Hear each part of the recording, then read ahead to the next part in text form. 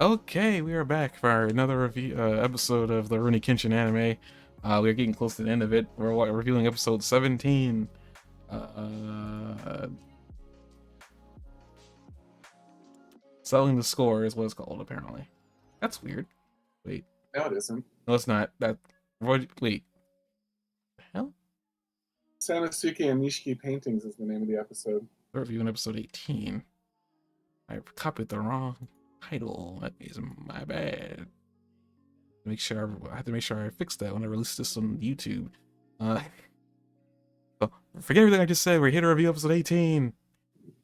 Sonosuke and Nishiki paintings. I don't know if he's still here. He might not actually be here because we kind of like went animation for looks like an hour at this point. Uh, There's only one viewer, so it's probably me. Sad life. You get more viewers on YouTube, actually, but yeah, episode 18, Sonosuke and Nishiki paintings, and it looks like these paintings. This painting story is going to be lasting for a few episodes, which is cool. Doing something I would say much needed for Sonosuke here, which is to give him a little bit of like story and maybe a little bit of closure. Because pretty much this pretty much tailored to him and Sonosuke. Very beginning of the episode, we see Sonosuke inside of the restaurant. He constantly dines and dashes at. The waitress asks Sonosuke to go and grab some paintings for her because she can't like get get out enough time to grab a painting of a samurai that she wants to get because apparently they sell out. Sonosuke pretty much tries to pawn this off on Yahiko. Yahiko's like, I'm working here. And then he starts mumbling as he's walking back. I want to point out to like Sonosuke is like they really draw him really like free of like any real worry here. You can see his eyes are pretty big and wide. He seems like the happiest he's ever been. And they also bring up like after he leaves that Sonosuke being laid back is fairly cool. But they said like there's something cool about like Sonosuke like back when he was Zanza. So that was kind of interesting. I saw that there was like definitely an art style difference between Sonosuke in that picture of him when he was Zanza, and then the one where he's like right now when he's carefree. I thought it was kind of interesting. Like they showed him like that because like I don't think you see a lot of like Sonosuke like just smiling and just being happy.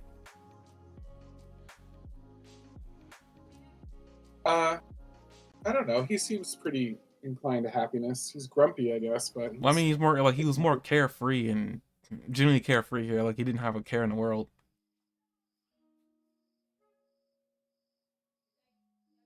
yeah. But he lights up when he's around his friends, and like either the friends that are like side characters in the story or like Kenshin's group. No, I get that, but I feel like he's like a lot more like lighthearted here. But maybe that's just the way they're drawing him. But after that, he goes off and he goes into the bazaar. I guess is where he's going to go and pick up these paintings. Uh, the seller brings up the name. I mean, he's. Can I talk about these paintings for a sec? I mean, where you can. I'm just trying to get to that point. Okay, sorry. What's the problem? He gets there and he actually meets Kenshin and Karu there because apparently they're shopping in the area. Kitchen's like, this is really odd for you. Pretty much Sonosuke asked not the bartender, but the seller here about like which the painting he's after. He's gonna get two. He's gonna get one for like the waitress and another one for the girl that has a crush on Yahiko. He brings up the name of the artist, and apparently Sonosuke isn't sure, but then he realizes that he knows this artist as he is like looking at these paintings. Pretty much mugs the guy saying where is this person because apparently he knows where he lives. Yeah, that was interesting. He mugs him for the name and he drops him and he walks away. Now this is the part of the podcast where we get a history lesson by Professor Jock on the paintings here and apparently something about Edo Tokyo. Take it away. The painting style that they're using is called Nishiki paintings, which is a multicolored wood block printing technique that was developed in the 1760s. It was perfected and popularized by the printmaker Suzuki Hironbu, who made many different prints between 1765 and his death 5 years later. Most of the previous to this, most prints had been in black and white, colored by hand or colored with the addition of one or two colored ink blocks. But these prints are created by a carving on a separate wood block for every single color, and then used in a stepwise fashion. An engraver by the name of Kinroku is credited with the technical innovations that allowed so many blocks of separate colors to fit together perfectly on the page in order to create a single complete image. The style and technique is also known as Edo-e, referring to Edo, which is actually, I was surprised to find this out, but it's the name for Tokyo before it became the capital. So we've been talking about the Edo period so much, but like I didn't realize that it was the previous name for Tokyo. Did you? I I feel like I might have known this information, but not directly. Like It's I, weird I because think I remember everything in hearing about Edo, Edo as a place, but I didn't realize that was Tokyo's original name. yeah, Let's it got a lot more popular the uh, in the Edo period. This type of print because basically because people were more literate, and the literacy rate for the Japanese was almost 100% for the samurai class and 50 to 60% for the chonin and farmer classes, due to the spread of private schools and things like that.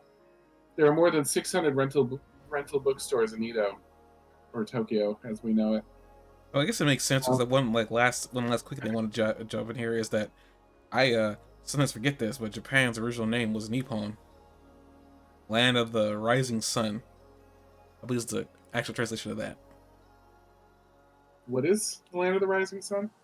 Nippon. It's Japan's original name, like the Oh, actual interesting. country. They were people still refer to them as Nippon, but the world refers to them as Japan. But Nippon is their actual original name, is what they were originally were called. Yeah. So from the 17th to the 19th century, these type of pictures became really popular among the common people and were mass produced to the point where they were to the point where they were affordable. Um, they were they were based on kabuki actors, sumo wrestlers, beautiful women, landscapes of sightseeing spots, historical tales, and a special type of porn, basically. So Hey, that was kind of Did you see what I thought you just said? yeah. They would make pornographic images, and there's a so specific name for it, and I didn't write it down, but it's like a Japanese word, like a special. It's got its own genre of porn, so basically. Kenshin wasn't joking when he said that. Okay, that's good to know. I wasn't sure. Yeah, that got me in on the joke when he was like, "Oh, was he looking for porn?" But yes, they actually do make that. So it was probably for sale at that place. Artists. One interesting thing about his art, the artist rarely carves their own wood blocks for the printing. The production is usually divided between the artist who designs the prints, the carver who cuts the wood blocks, the printer who inks and presses the wood blocks on the handmade paper, and the publisher who finances, promotes, and distributes them. Specialists have prized the portraits of beauties and actors made by masters like Tori Kian, Kianaga, Utamaro, and Shakuru that came in the late 18th century. So late 18th century and the 19th century were like a really big time for this kind of stuff. Um, there were a lot of masters in the 19th century as well. Um, one of the most well-known works of Japanese art is Hosaki's Great Wave off Kanagawa. Um, and then Hisha wrote Hiroshige's 53 Stations of Tokaido. Following the death of those two masters and against the technological and social modernization that followed the Meiji Restoration of 1868, the production of this kind of image went into steep decline. So at the time that they're doing this, like the production of these types of images is not as popular as it was. It started going into decline in the late 1800s. So it's another example of them making references and celebrating something that like kind of like fell out of style. Mhm. It did come back into style in the 19th century. but it's more of like a niche thing now. It was central to forming. It was also historically significant in being a big part of forming the West's perception of Japanese art in the late 19th century. From 1870 onwards, Japanisme became a prominent trend and had a lot of influence in early Impressionists. So this type of artwork was a major influence for people like Manet and Monet, which are like great Impressionist artists, Edgar Degas, and Vincent van Gogh, who you may have heard of from the post-Impressionist period. So there were a lot of like Western art was very influenced by it as well, and as far as Impressionism and post-Impressionism goes. I'm sorry, I'm still stuck on Japanese me. Japanese what? I'm still stuck on Japanese me. I like that caught me off guard on so many levels. I was like, that's very close to anime. What happened? What? What? What? What are the 1870s? What's going on? Okay, but okay, I did not know that apparently that art made it this way. That's news to me. I was not aware of that. It was like it became their impression of it, like the Western people's impression of what Japanese art was defined by these things, partially because they could be replicated. Like they make a print, and then you could make a lot of prints out of it and sell them, and they were sold at an affordable price. So they would be one of the more numerous things. Like it wasn't a piece of artwork where there was only one of them. It was one of the more numerous things that came out of Japan. So when Europeans got something, it was very often one of these prints. It's ruining everything with their ceramic pottery and their nude models. Remember, Japanese was very isolated. Japan and China were very isolated from the Western world, so it would take something inexpensive and like mass produced to make its way over to Europe sometimes, you know. I get that. You just kind of glossed over what I said there, but okay. What did you say? I was just saying the Europeans ruining Oh. ruining everything with their ceramic pottery and their nude models. Blame Europe, blame Europe. These, It seems that everything has gone wrong since Europe came along. Blame Europe. these Shame on Europe. It's not really a real country anyway. Oh wow, that was not what I said. That is not. I don't agree with that message. I'm not going on there. Europe is not a real country. Europe isn't a country; it's a continent. Right. So I said it's not a real country anyway, and you're like, I disagree. No, I'm just saying I don't want people to take that the wrong way. So, okay, back to the. Do you know the song I was referencing, Blame Canada? No, I did not know that was a song. Blame Canada, blame Canada. Seems that everything has gone wrong since Canada came along. And they're talking about Canada when they say it's not really even a real country anyway. Ouch. You have to form a pool of salt. It's Canada's fault. Robin Williams wrote that song. I could believe it. He wrote it for the South Park movie. Okay, now I understand that song's existence a little bit better. Because like apparently Canadians are animated differently there. I still find that weird. But it's back to your English lesson. So then what they were going to get was a picture of Iba Hachiro. And it turns out he was a real samurai serving the Tokugawa shogunate during the Bakumatsu period. He was crucially a member of the Yuge Hachiro, would see in action in all battles of the Boshin War, including Toba Fushimi, Nigo, and Hakodate, which would prove to be his last. In a clash with Imperial soldiers along the Haya River, his hand was cut off by another samurai, Totaro Takahashi, and he would eventually, like after the injury, which like what basically happened is the person went to like strike at him, and he thought that his bracer that was on his hand would block the sword blow. So he raised it up to shield off the sword blow, planning to parry with the other weapon. And instead of hitting his bracer, it cut off his hand. So his hand was hanging on by like a little bit of skin. And he Mm. said it didn't even hurt because he was in shock. Um, but later on, the arm would have to be amputated at the elbow. That became his most distinguishing feature. But what he ended up doing was learning how to fire a rifle using his good hand and like the stub of the other hand, what's left of the other arm.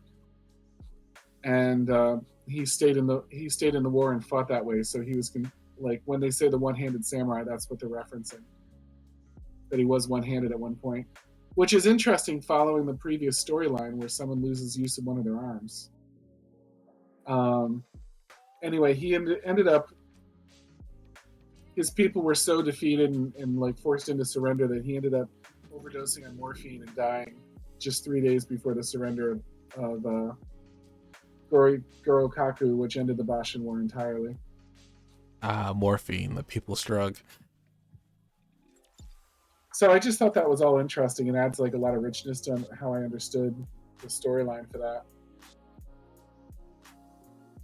I learned a lot more than I was ready for or ever anticipated. I also learned that one thing I thought was interesting is that they say they pay for with sen, but I think I'm going to get this wrong. But the real currency that was sen was replacing a currency called mem or something or men or something like that was being used at that time. So the currency like was being phased out. That like in Wikipedia when they said how much it costs, like they gave it in the old currency, not the new one. And then in the anime they used the new currency, not the and didn't make mention of the old one, just like they call it Tokyo instead of Edo. So I thought those are both interesting facts that they use the Wait a minute, modern. didn't they use Edo at some point in the anime? I don't remember. I have to look that up. They mention the Edo period and things like that, but they didn't mention. They haven't called where they're living Edo. They call it Tokyo. Maybe this is more of a contemporary retelling of. But no, I don't think they even used Tokyo. They used Tokyo in the original one. Yeah, that's interesting. I guess it's interesting to realize that I must have heard that Edo was Tokyo at some point. I feel like I had to. It's like for me, I don't think there's a way I could have avoided it. Cause like I feel like I would have ran into it, like finding out about like Nippon. So, okay, that's intriguing. I guess I find I guess what I want to say now is like I can say this now.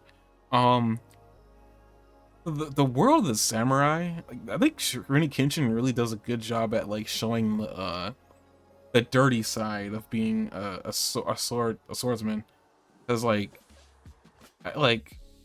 I don't think Japan does this, or if they did, don't do it anymore. But I know the West side, the Western part of the world, they really beautify the idea of like being a being a samurai and like, and we always hear that it's an honorable profession, but it's like it's died out like the ninja.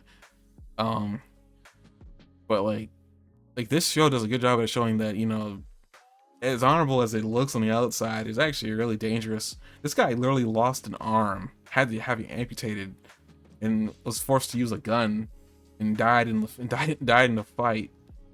Even though it was the way he lived, it's a really interesting way. Like this is, I feel like this is a more realistic telling of what it was like to be a samurai during that time period. Um, and why the profession has died off. It's probably for the better that people don't go around running around like waving around iron sticks. So on that topic, I guess it's a good opportunity to drop this here. For people who watched Power Rangers growing up, I'm pretty sure you heard about this at some point in recent years because this isn't new news, but an actor from like the American counterpart to Sentai, I forgot his name, but he played a character on Wild Force. He was apparently put in jail for like trying to kill somebody with a samurai sword. I cannot make this up. I was very disappointed when I found this information out. But I really like the guy from like the on the TV show.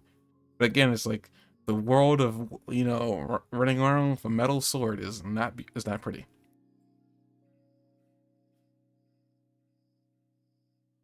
I must have lost track and all that. No, I was just listening to you. I didn't have a follow-up comment. No problem.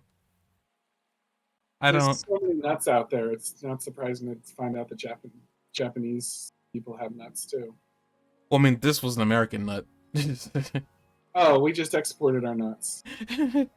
This guy, he had a sword over here in America, and he apparently was like, cops were called in, and apparently he was swinging the sword wildly. I think he had like he was having an existential crisis, I think is what was going on. But I would just say that people who decide to act as Power Rangers in TV shows, they don't get a lot of roles later on, from what I can tell. Because I don't really hear about much of them anymore. Like after their run with the Power Rangers, I feel really bad because like they must get typecasted.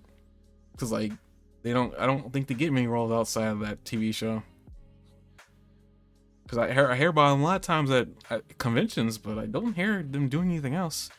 One of the original Power Rangers is actually doing gay porn. Yes. No, it's not gay porn. It's just porn. And this is another guy who actually is gay, and apparently life for him during the 90s making that TV show was kind of bad. He got bullied for being gay. And it was like one reason why he left the TV show when he did. And I was like, oh, because I remember like when he left, it was a big deal. But yeah, that's a. That makes sense, but it's a shame. They went through a lot of Power Rangers, didn't they? Like a lot of actors. Well, it was like with the Mighty Morphin incarnation when they switched names, went through a few of them. The guy who played Billy was the guy I'm talking about, the Blue Ranger. He left. His character pretty much got like. The story ended with him like marrying a female alien and moving over to another planet. That's how his story ended. Apparently, I actually learned recently in the most recent Power Rangers. Before it ended, that story. Apparently, Billy came back. Apparently, it was found, for some reason he was. I never watched it, but apparently he was on Earth again, and he had like a technology business going on Earth. So apparently, at some point, Billy came back. And like I'm not sure when it happened. I feel the only reason why that actor probably was even asked to come back was because Jason David Frank, the most famous Power Ranger, he committed suicide a couple years ago. Oh, really? Yeah. That must have shaken a lot of people. Oh yeah, it shook me a lot because he was one of the most recognizable people. He was literally the most Childhood hero for you, right? Yeah, I guess. I mean, I felt really bad because I remember hearing that he was having some mental issues prior to all this. I think he actually attempted before, but it wasn't successful. Just the world of Power Rangers is kind of sad because there's like a lot of crap that happened. I mean, then the original Yellow Ranger, she died in a car crash. Apparently, during the running of the show, she died in a car crash. I didn't know about that until years later. Again, they weren't really telling you anything about some of these people. I don't know why. I would love to know what these people are doing now. Yeah, Rocky disappeared. The guy who played Billy disappeared for a while. Apparently, like this is when I started finding out this stuff was happening. Because apparently, they were trying to get him to come back, but he pretty much said no. And there was like rumors going around that maybe he was bullied on stage, and I found out through digging that that apparently he's gay, and apparently he was bullied on stage for it. And not on stage, but behind the scenes he was bullied for it. I felt really bad. I was like, I really liked the character. I really did. I didn't know at the time I was a kid. There's no way of knowing. But yeah. But then Jason David Frank, that guy who played the White Ranger, the Red Ranger, the Green Ranger, he played a few. The last role he ever had that I remember him having was the Black Ranger. Yeah, and apparently he was at conventions and stuff like that. He was doing things behind the scenes. Apparently he was making a movie that kind of came out to like bring memory to bring some good memories, specifically about that Asian woman who was the Yellow Ranger who died all those years ago. Like apparently he was doing a lot of stuff, but he killed himself. I don't know what happened. Interesting. I guess basically I was saying all this because like the world of samurai isn't as pretty and as cool as it seems it actually really is. I think Rurouni Kitchen does a good job of showing that. You know, being a samurai isn't all fun and games. Sounds like it's never any fun and games. Actually, really think about it. I really think about swinging a sword. And that's about it. You know, think about the lives you have to take. I guess it's kind of the same thing with the gun thing. Well, if 100% of samurais, nearly 100% of samurais were literate, then it must be like not that bad, right? Well, I mean, like it's supposed to be an honorable profession, from what I I mean, understand. you're But not just swinging a sword. Like I think they were big on calligraphy. I think they were able to read. but Really also nice. when people really think about samurai, that's really all they think about. Like I think that's what like the general public, at least in the western part of the world, thinks about when it comes to samurai. But I'm just saying, like nobody really thinks about like the hard stuff that they probably have to do, which is like killing somebody for their shogun, for their shogun or whatever. They were essentially Japan's military. It's kind of like the same thing with like having a gun. People like the idea of having one. When you kill somebody, that's like, I mean, if you have a a conscience, you probably like that messes you up. I suspect it's probably the same thing with samurai. They like it changes you. You had to kill. You had to take somebody's life. Yeah, I always wondered about that. But the taking life aspect, Yeah,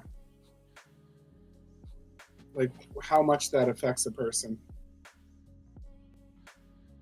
I feel like if you have a conscience and you believe all life is sacred, uh, having to take a life probably would conflict with that and probably would mess you up deeply. I mean, I know like army people, PTSD is a real thing. So it's like seeing people die in front of you, or even having to be the person who takes the life, it probably will mess you up. I mean, they have to retire from like the military profession because of it, because they can't function.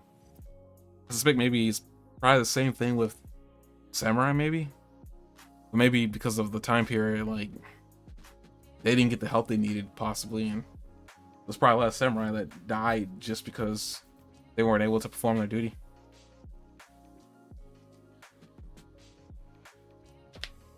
But I think it's kind of interesting in this show that they kind of just showed like the good, the bad, the ugly. I think Kenshin's a good like middle ground for like samurai that have done a lot of killing, and for him, he's trying to Yeah. make the world better. To your point about like what killing does to people if they have a conscience, Kyle Rittenhouse. Do you remember him, who he is? I don't think I even know who that is. You don't know who that is? I don't think I do. Do you remember when the riots were going on in places like Chicago, um, for Black Lives Matter and stuff like that? There This is was recent. Wait, no. This was in 2020. Um, he he went in there with a gun. He like came in from out of state and went in there with a gun and ended up shooting someone that was like breaking into a shop. And he's been seen as a hero for that. Like, and he was like, he was only like 18 or 19 or something, and he's become like celebrated as a hero by Republicans for like what he did. But I think he didn't get charged with. He was charged with homicide, but I don't think he was convicted. But apparently, it looks like there might be an ongoing legal case. Howard Rittenhouse is an American man who shot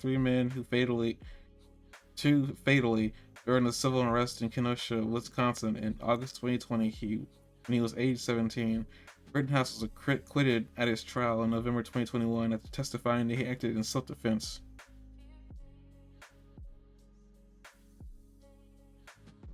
I don't. Of all like the, this is during a Black Lives Matter protest. I think so. I'm It, pretty sure at the very least he shot black and brown people.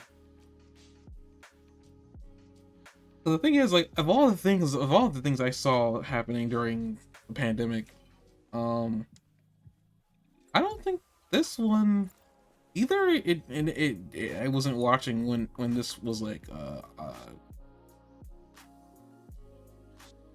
when this was like a news article, like, or like a topic. I don't think I saw this. I may have heard it in passing, but I didn't observe it because I was like another situation where people are dying for no reason. Um, yeah, I don't know. Just being real about it, He's the guy is like so proud of what he did, and yeah, I he's see the so happy. picture. I see his face. I would have punched it. Yeah, it's a very punchable face, especially that, especially his nose. But But yeah, he's celebrated like he's a hero now, and it's like oh, and really he had an amazing. AR-15 style rifle. I didn't hear about this. I feel like I would have heard about this, especially with that rifle he had. Yeah, this isn't a podcast for like making political statements. Mm, I don't know. I don't know. It's just the world's messed up. But yeah, taking life. He probably didn't have a. I mean, I don't want to say that he didn't have a conscience, but that face, with how proud he was, I feel like if he had one, he was able to justify it in his brain. I feel like that was probably what happened to him. Now, he'll live with that for his life, and it'll probably come back to bite him later on. Who knows? Yeah. Well, he certainly taught those Black Lives Matter people a lesson, huh? Uh, why do this to me, Jock? Why? That's what he went there to do. He went there to teach those Black Lives Matter people a lesson, and that's what he ended up trying to do. And he killed two of them, and like injured another one. What I don't like, and here's the thing, as we before we move on, like I'll just say my piece. Um, I feel like he's the result of, and this is truly what I believe. I think he's the result. And it's not the result of racism. It's the result of people. And some people close to me when this was happening was also offended by this movement because they felt like what was happening and the message that was being told is that only black people matter. And that's not what that was supposed to mean.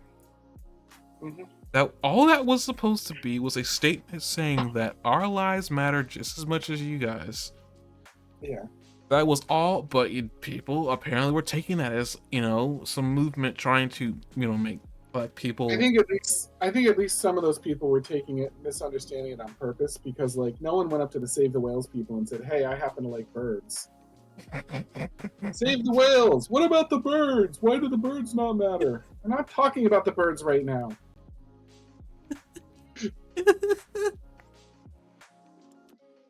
I just like, I know some people close to me who misunderstood that message and it irritated me there too.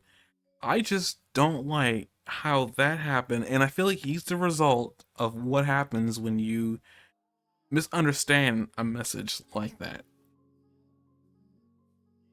That's what I Yeah. feel like. That he's the result. Because he was very young. He was 17 when it happened. I think he is the result of what happens when you allow a message to be misconstrued. And by the way, that happened also during the campaign of misconstrued information on the internet. We won't get into that, but I'm just saying that it was that interesting enough that happened during that time period.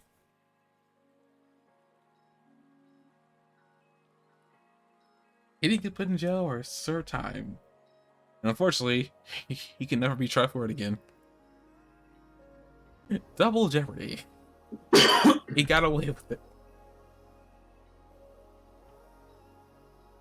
Yeah, I don't know. So back to the episode because I can only go till about 11:10. Yeah, I know. Really quick. I guess we can talk about everything in a huge chunk here. Um, After Sonosuke goes to meet to go meet the guy that made the paintings, we find out that apparently he knew this guy. He's a childhood friend of back when Sanosuke was back. When Sanosuke was a part of the Sekeijo army. Back in the day, 10 years ago at this point, been his childhood friend. So I think I remember. Wasn't there like wasn't didn't I have a problem telling this guy's gender at the time? I feel like I did when he was a kid, when he was very young. Like I feel like I couldn't tell his gender at the time. But now we know he's a dude. So I was like, okay, like that solves one question. But apparently this guy is a really famous artist. His name is Suki Alka. Tsukioka. Tsukioka. I'm butchering this name. Let's go with Tsukioka. Tsukioka. Yeah, that's fine. Tsukioka. He is apparently he was a member of the Sanosuke's old crew. Apparently he took up residence in a place nearby Tokyo or Edo. He's been making paintings for the past 10 years. Or these like paintings, he's been selling them. He also has taken liking to drawing the leader over and over again. As we find out that apparently these don't sell, but he's been taking liking to drawing his old leader. But I thought it was kind of cool. Sanosuke realized what was going on and realized the name and ran over to talk to his old friend. Kenshin and Kori will follow him because they're considering. Kenshin has a gut feeling that something might go wrong. We find out that it was just his friend that they're catching up. They both walk off. Kenshin seems satisfied, but Kaoru seems still a little bit concerned. But she walks off with Kenshin. Her concern is warranted, as we find out in the next scene. And this is where the episode starts to escalate quickly. The episode starts out so harmlessly, like Sanosuke being like a little too dramatic about trying to find out where the artist lives, and he's picking up paintings to show gratitude for the lady whose food he steals on the regular basis, and just sort of like innocent shenanigans. And this is where we took a left turn. And then the dude lifts up a panel in his floor, and everything goes south. Just took a left turn, an immediate left turn. Red flags everywhere.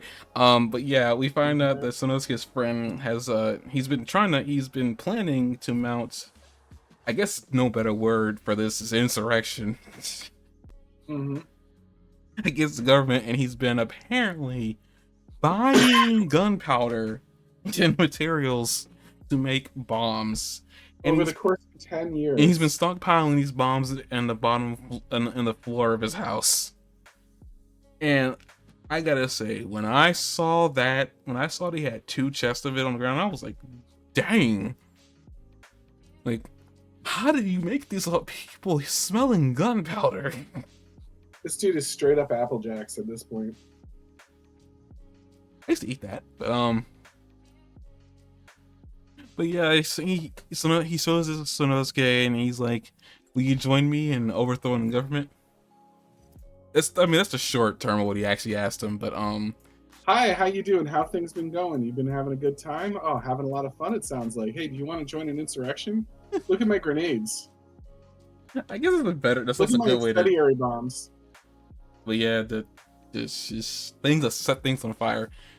What Jock did was actually a lot better telling of what actually happened. I think mine was still pretty good, but I think that was actually a better telling. But yeah, he shows him that he's planning to, as an act of revenge for what the government did, by framing them as the fake Imperials, and throwing their name in the mud and having their leader's head cut off. He's planning to attack the government. Sanosuke, while probably thinking this is crazy, probably kind of agrees with him in the back of his mind, because we see him staring at him for a few minutes, not really knowing what's going on. He's like, is this the same guy I ran around as a kid with? What happened? Did he get dropped on his head at some point when I wasn't around? But after this, like, he asked him, like, you gotta make a decision by sundown tomorrow, because that's when I'm gonna strike. So Sanosuke, like, wanders off, wondering what he's gonna do. The next day, Sonosuke wants to throw a party with the gang. You know, he wants to invite his friends and also the waitress from the restaurant. And he said he's gonna take care of the money. At first I thought when he said this to Karu, I was like, did he actually got money somewhere that he's not telling people about? I should have known better. No, still mooching. Because he mooches off his best friend, who apparently doesn't care. He's actually pretty indifferent to it all. He doesn't care because it sounds like he's planning on dying that night, in a couple nights. Oh yeah, what? No one heard that. If you heard that, you got super hearing. Uh, but they had this party and they're all like, enjoying themselves. People are drinking sake. People are asking because they're finding out that this guy Tsukioka is like Sonosuke's childhood friend. They start asking the questions that you would normally ask. You know, somebody like how was he when he was younger? It was a typical thing like, yeah, he was pretty brash. He ran around, got hurt a lot, but when it counted, he was there for you when you needed him, which I thought was kind of nice and also kind of a trap because it was like making Sonosuke feel bad and have a sense of like,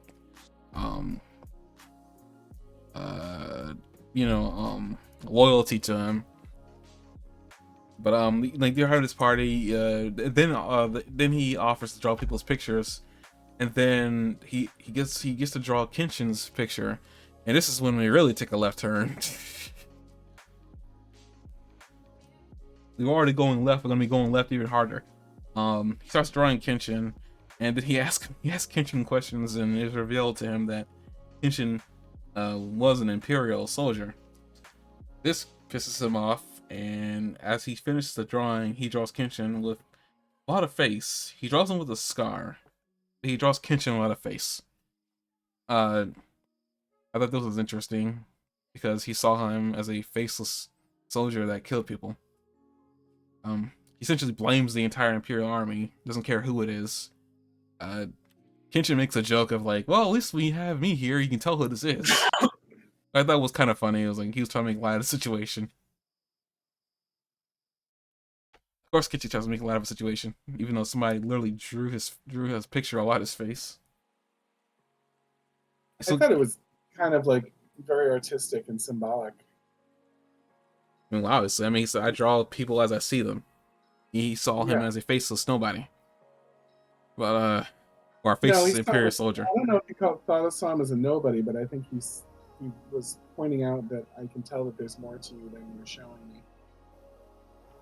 and I can't see your true face because you're hiding it in your Ronin act.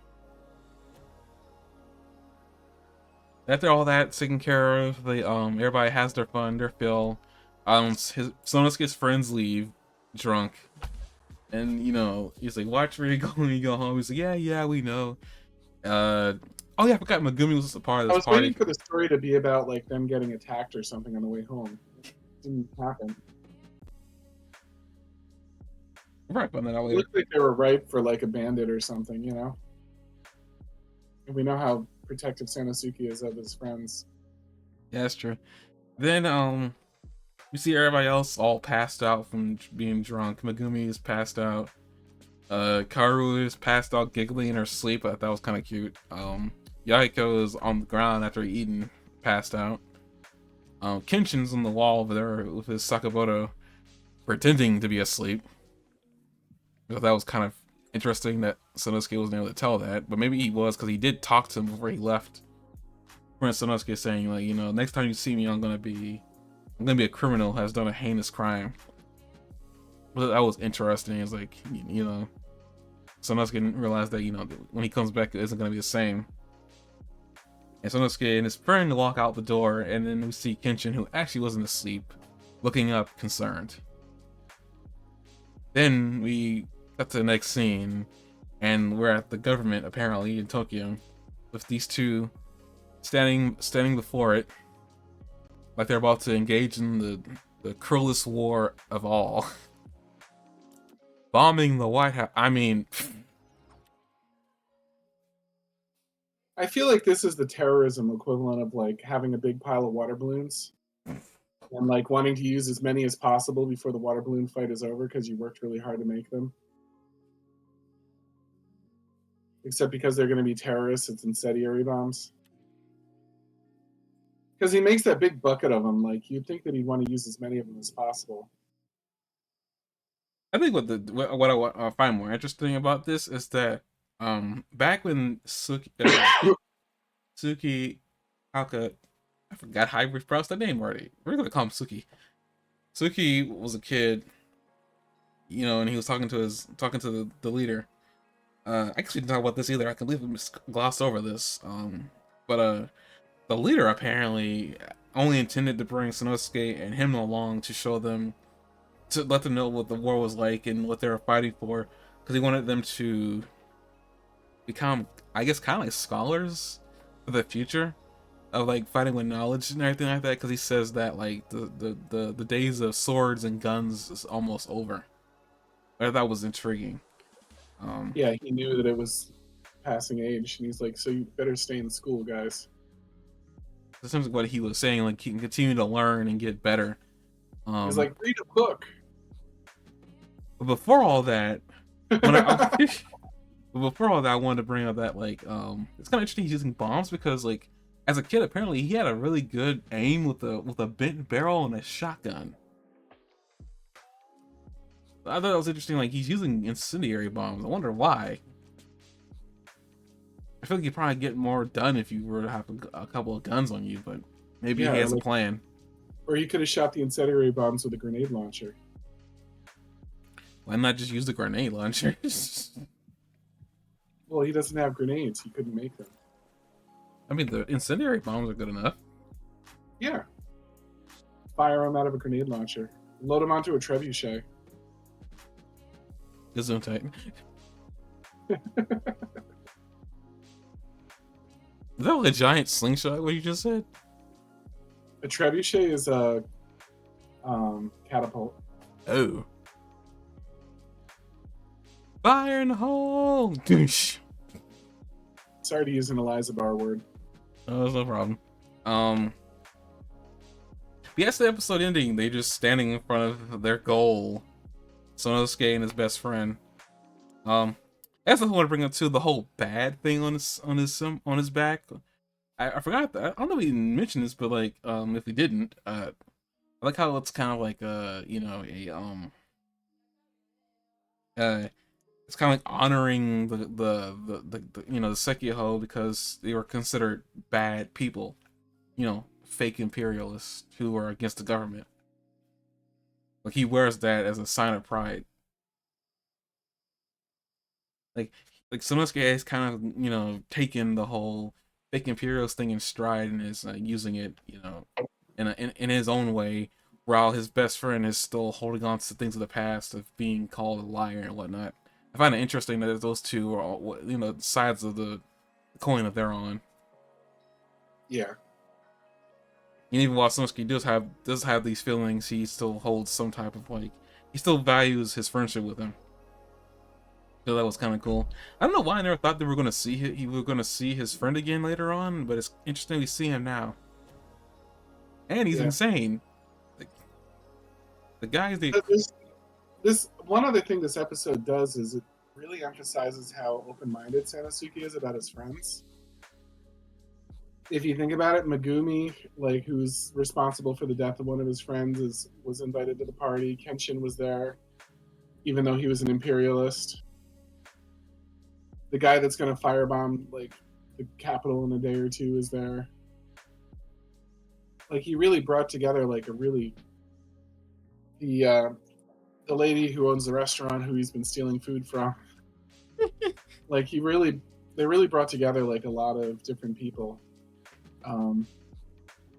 I think that's really interesting that like he considered all of them as friends, and by being at the party together, like some of them kind of like Megumi got a chance to apologize personally for what she did, for example, and bowed and put her hands in prayer and stuff like that. Like it was just interesting to see that like all of those people are brought together because of Sanosuke, that many of which wouldn't have been in the same room together otherwise. because the his other friends, like the other ones, are kind of considered ruffians and rogues and stuff like that, you know, and they get to hang out with the keeper of the best restaurant in Tokyo, you know. Speaking of that restaurant and him quote unquote stealing food, I like when he's like, I don't mind running errands for you. After all, you let me eat here for free. I'm like, and she presented that wasn't free. You're actually putting up a tab. I was like, dang. I thought Kyrie would have actually been paid that off for him already at this point, but I guess not. I'm actually kind of curious if that tab is going to be paid off by the end of the show. I have no idea. I actually don't remember if he does pay that tab off, but I find it interesting that she's been keeping a tab for him since episode 2 or 3. He showed up. Like, You know, it's been a long time. She's been keeping a tab. The guy's got at least like the equivalent of like 50, $60 now. probably more than that. Yeah, I was kind of just trying to be as low as, you know, realistically speaking, like maybe 50 or 60, maybe like 100. The equivalent of $100 is like. I like how he considered it free food. Uh-huh. Or at least he's at least trying to like get that pretense established. I just love that he said free. That's what I kind of loved about that. Is like he just said free food. Food, right? Like, no, I'm just keeping a tab. You actually owe me $100. But yeah, that was kind of like this episode. You know, like I feel like the show has done a good job at establishing kind of like who Sanosuke is as a character. Yeah, and he has an eclectic group of friends. You know, a girl who's actually killed some people. A guy who used to be a part of like a imperialistic regime. Exactly who he fought as a kid. His best friend who's just gone completely bananas. Shows up, hey, I'm just here to visit you. Hey, you want to come blow up the government? Like, that shit's I'll tell you what, I'll pay for the party and spend the entire party drawing people for free. All you have to do is help me burn down the government in this area. I was like, I don't know, like I guess we'll see what Sanosuke's gonna do. I'm actually very excited to see what he's gonna do next. I hope he doesn't do what I think he's gonna not do. If that makes sense. I don't want him to become a terrorist. That's kind of basically what I don't want him to like actively terrorize his country. I'm pretty sure Kenshin's not going to allow him to. I feel like Kenshin trusts him enough. Like I think maybe Kenshin might like hide in the background just in case things get way too out of hand. He didn't wake up for nothing. He's going to follow him at least. Probably something that Kenshin was really asleep. Because the way Sanosuke even talked to him too, it seemed like Sanosuke knew that he wasn't asleep. Yeah, that was a good episode. Like I liked that little bit of character building for Sanosuke. So far we got some development for Kenshin, Yaiko, and now we're gonna get Sanosuke. We got a little bit of like building for like Kaoru, but nothing really focusing directly on her. Maybe that's what's next. I think we built a little bit of every character so far at this point, but her. But we're not really done with Sanosuke yet, so next episode's gonna be his friend and the Nishiki paintings. I guess very similar title. Actually, probably copy pasted. Just going to be like, we're going to replace Sanosuke's name with his best friend. How about that? Tsunon now, yes. That works. Print it. Like they won't notice. Print that bitch. After that, we're going to end this podcast here. Printing it. We are literally over 8 minutes of the ending time. Thank you guys for listening and watching, and we'll see you guys next week. See you later, everybody.